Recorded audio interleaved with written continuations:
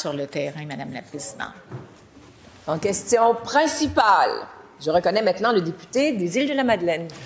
Madame la Présidente, la semaine dernière, les Québécois ont été sous le choc d'apprendre le meurtre gratuit d'un propriétaire de dépanneur montréalais, Chung-Woo Kim, un commerçant travaillant, apprécié de sa communauté et sans histoire. Compte tenu de ses antécédents judiciaires, on peut penser que l'accusé n'aurait jamais dû se trouver en liberté. Or, on lit ce matin dans la presse que le réseau de la santé avait constaté la dangerosité de l'individu dès l'été dernier. Il y a 8 mois, un psychiatre a tenté de le faire hospitaliser de force et de le faire soigner, sans succès. Parce que le motif pour hospitaliser quelqu'un contre son gré doit être le danger immédiat pour lui-même ou pour autrui. En mai 2023, ça va faire bientôt 3 ans, Madame la Présidente, le ministre des Services sociaux, le député de Taillon, avait pourtant déclaré vouloir revoir de fond en comble la P38, la loi sur la protection des personnes dans l'état mental présente un danger pour elles-mêmes ou pour autrui. Mais on attend toujours. Et les tragédies évitables et épouvantables se multiplient. Quand va-t-on passer à l'action? La réponse de la ministre responsable des services sociaux. Madame la Présidente, la situation qui est survenue il y a quelques jours au niveau de ce dépanneur à Montréal me brise le cœur. J'ai une pensée particulière pour les proches et les familles de ce propriétaire de dépanneur. Depuis notre arrivée au gouvernement, Madame la Présidente, on a fait des efforts considérables pour améliorer l'accès aux soins et aux services en santé mentale.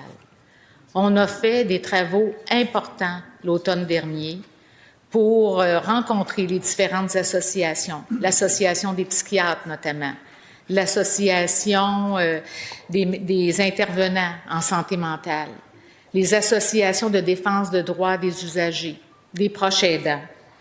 On a étudié plusieurs rapports, plusieurs mémoires. Et Madame la Présidente, je peux aujourd'hui vous confirmer qu'on avance vers un projet de loi. Alors, c'est notre intention. J'ai mentionné qu'on allait le faire. On va suivre les règles parlementaires par rapport à ça. C'est une priorité et les travaux sont prêts. Première complémentaire. Madame la Présidente, j'entends la volonté de la ministre, mais il faut quand même revenir à 2012 pour une première mention par le protecteur du citoyen sur les disparités importantes d'application de la P38 d'un établissement à l'autre. Plusieurs acteurs ont exprimé depuis leur insatisfaction par rapport à la loi actuelle. Les avocats, les juges, les familles, les psychiatres. En septembre dernier, l'Association des psychiatres, justement, à la suite de nombreux événements dramatiques et des rapports de coroner, a demandé le retrait du critère de dangerosité. Est-ce que la ministre peut s'engager à agir dans ce sens-là? La réponse de la ministre.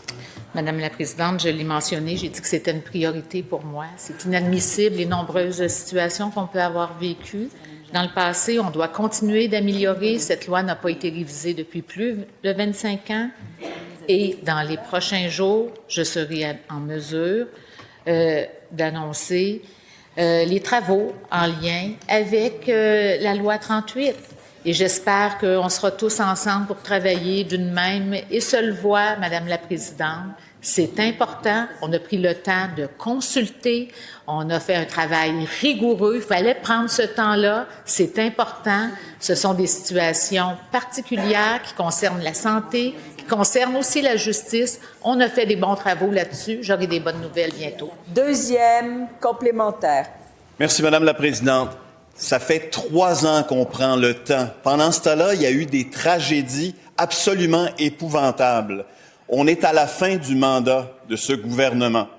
Est-ce que la ministre peut nous dire qu'il y aura le dépôt d'un projet de loi d'ici les 2 prochaines semaines ou nous donner la date pour s'assurer qu'on puisse travailler au projet de loi et l'adopter avant la fin du mandat du présent gouvernement?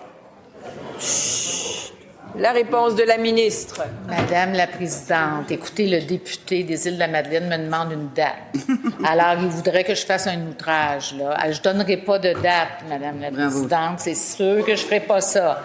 Ce que je dis, et là, je m'adresse à tout le monde, c'est que je m'en viens avec, très bientôt, donc dans les prochains jours, avec un projet qui est un projet rigoureux. Puis on a fait des travaux au cours de l'automne et on a révisé le cadre de référence il y a 3 ans. Mais je pense que le député des Îles-de-la-Madeleine n'est pas toujours informé des dossiers en santé et aux services sociaux. Mais on a tout révisé le cadre de référence pour se rendre compte que ce n'est pas suffisant. En question